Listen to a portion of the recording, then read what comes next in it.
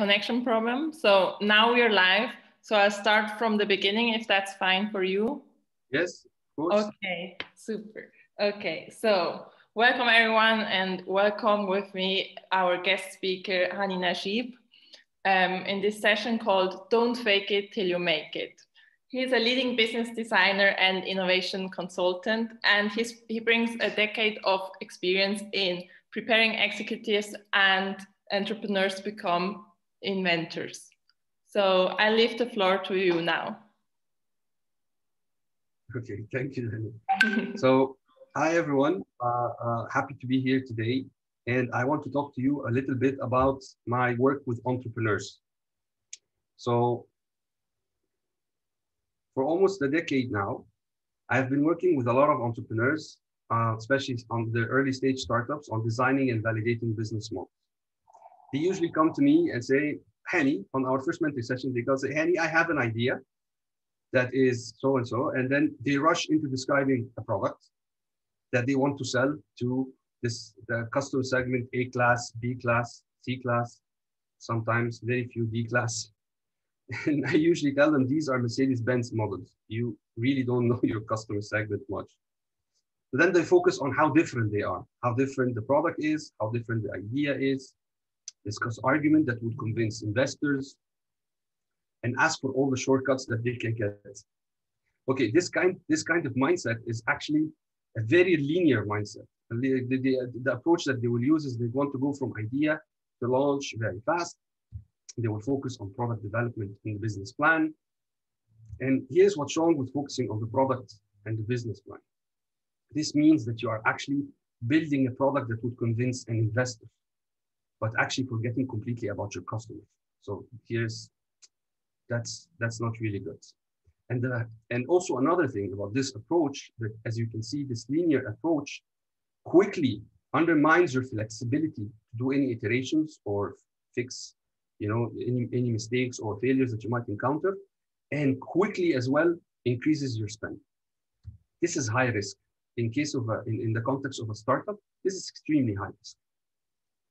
So, and how is progress in this case look like? Well, in most cases, it looks like something like this. A lot of effort, a lot of hard work, but not real tangible progress, tangible milestones achieved. Okay, so what can you do about this?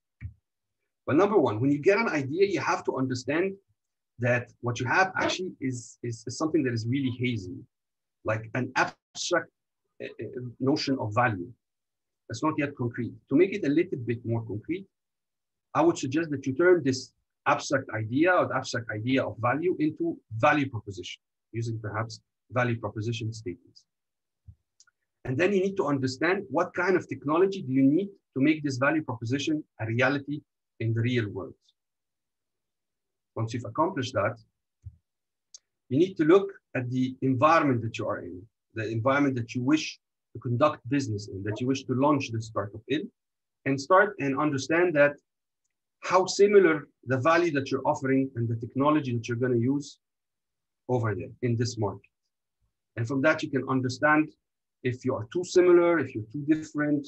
All this will give you pointers and hints on how to perceive what kind of competition you can expect, what kind of risk there is.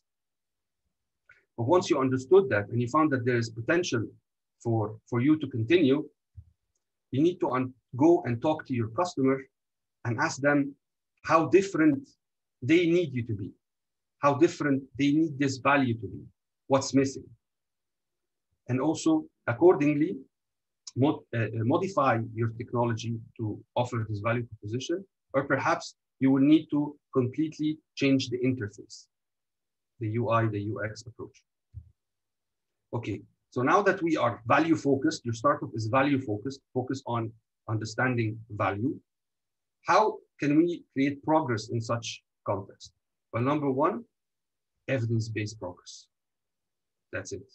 You need to find evidence at every milestone. So focus on validating value for the customer. Okay, what do you mean by value for the customer? What is the value that the customer is looking for? within the context of being a parent that want to teach their kids the benefits of washing their hands, for example. Kids, which are your users, don't find this very, very entertaining. They find it very boring, actually. Okay, it's like, I want to play, I want to spend my time on something else. Okay, so for for the parent, they want to find a product or a service that would help them move from struggling to convince their kids to actually wash their hands to a more desired state, which is my kids are doing this chore and they're learning the new thing and they're having fun about it. So moving from this to this. So what would you hire and do something like that? So here is a product by Disney, which is a soap with a little toy in it. The more you wash your hand, the more the soap reduces or decreases the size until you find the toy. So if you look at this, customers, which are the parents, will hire this product, will take this product and use it to motivate their kids to actually wash their hands.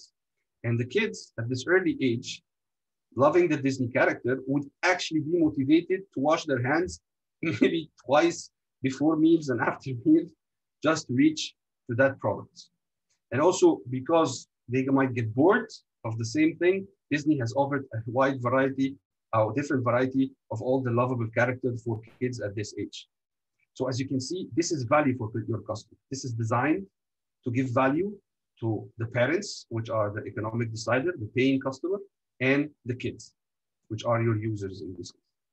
But once we understood what is value for the customer, what is the value that I can offer to my customer, I need to understand what is the value that I can get from my customer. Okay, a small example here.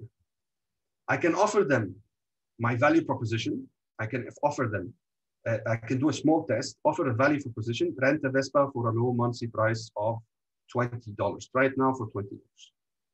Okay, and give them but not yet, I have not yet launched my startup or anything. I'm just testing. I'm just giving a test, simulation, a call to action, a simple call to action to see how my customer will react to this value proposition. And once I do that and see how many how many people actually click on it, I can understand quickly, calculate quickly my price elasticity. How can I do that also? A/B testing. By A/B testing different prices for the same value proposition, I can always get a feeling of what is the best price that the customer is willing to pay for the value that I am offering. Okay, now value is no longer an abstract notion. Value here is a little bit more concrete, a little bit defined. Value for the customer, value from the customer. Now I need to start to make it tangible with tech.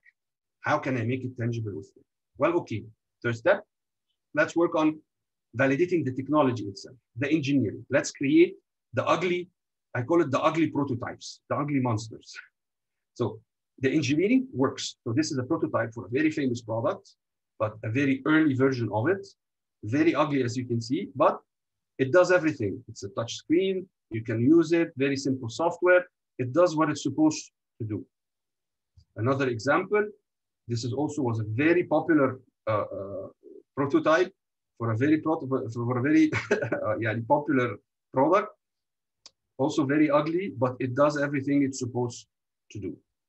So now that we make sure that the technology works, the engineering behind it works, it does everything it's supposed to do, I come to the last step, which is I need to validate the interface.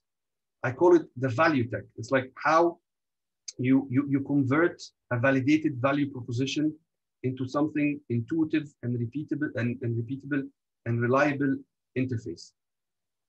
So this product, this ugly prototype, if we add the UI UX, you actually get the first iPhone. Now it's a beautiful prototype. The same thing here. Once you add the UI UX interface on it, you actually get Atari. This was like a beautiful game console that we actually loved to use when we were young. When I was young, actually, this was the spacey design. It looks very nice with all the buttons and everything. And we loved the early games in it. So to wrap it all up, I'd like to give you an example designed by the Future Labs from IDEO, which is this bottle of medicine. So the value is they discovered that elder people they use medicine on regular basis, but they have a problem reading the smallly written, very small font deadlines or expiry dates on the bottle. So they said, okay, they need to use their medicine. They need to they need to feel confident about their medicine, and they would be willing to pay a little bit more extra just to make sure that the bottle is safe for them all the time. So what did they do? They designed the bottle inspired by banana, actually, that when the bottle the medicine inside is about to expire, the bottle starts to create these brownish, blackish dots that looks like a rotten banana peel. So that to give the impression, the visual impression, the very clear visual impression that actually the medicine inside is something that you should not be used, and it's time for you to go buy a new bottle. So this approach actually, in terms of flexibility and spending, actually looks like this. It's non-linear from going from idea to launch.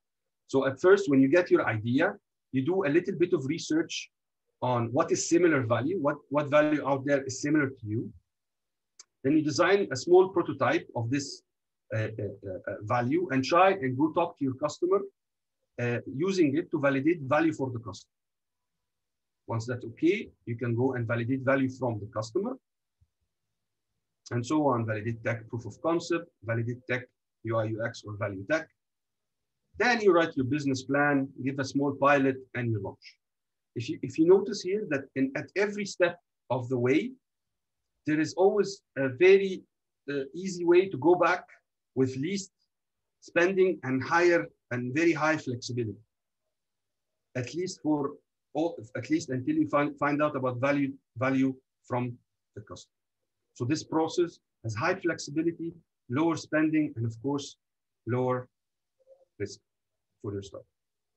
So the focus here is actually on value. Focus on value. And basically, so value for the customer is the benefits I'm offering to my customer are more than the cost from the customer perspective. Is the value from the customer, the benefits that I'm receiving from my customer more than the cost from the business, from my business perspective. And once I've done that, I made the abstract idea that I had of value a little bit more tangible. So that's where I go to proof of concept, which means is the technology working? Is it technically doing everything it's supposed to do? Then I go to the UI UX layer to it. Is the technology working for the customer? Can the customer get the value that I validated on my first step in the value stack and using the interface? And once you accomplish this, you actually have a startup that is ready to go. And this value stack will help you always ask questions that will make your startup value focused, focus on your customer, and progresses with evidence-based approach. So don't fake it until you make it. Don't fake value until you make it. Instead, prototype value until you make it. Thank you very much. And I'm really open for questions. Thank you very much, Hani. Thank You're you welcome. so much. Okay, so we're gonna, I think, wrap it up here. We encountered some technical difficulties, so the attendees will ask their questions on the feed, and you can answer them there if that's fine for you. Okay? No problem. No problem. Be happy to. Thank you very much for joining. Yeah, thank you. Do you want to wrap it up and sum it up, like the most important points? The most important point is that don't build products for investors. Focus on value, offering value to customers. At the end of the day, if you have good, strong validation that you are offering of your offering that offers value to customers, investors will put money in you. Don't do this dance of what I need to do to convince the investor to give me money. That's a very wrong approach and a terrible, terrible start for your startup. So focus on value, follow the value stack, and make sure that your customer will actually use this product to themselves get a sense of progress with them. So thank you very much. Again, I'm really happy to Thank be here you. and Thank I'll you. be answering questions on the platform. Thank you. Thank you very much. Have a Ciao. nice day. You Ciao. too. Bye-bye.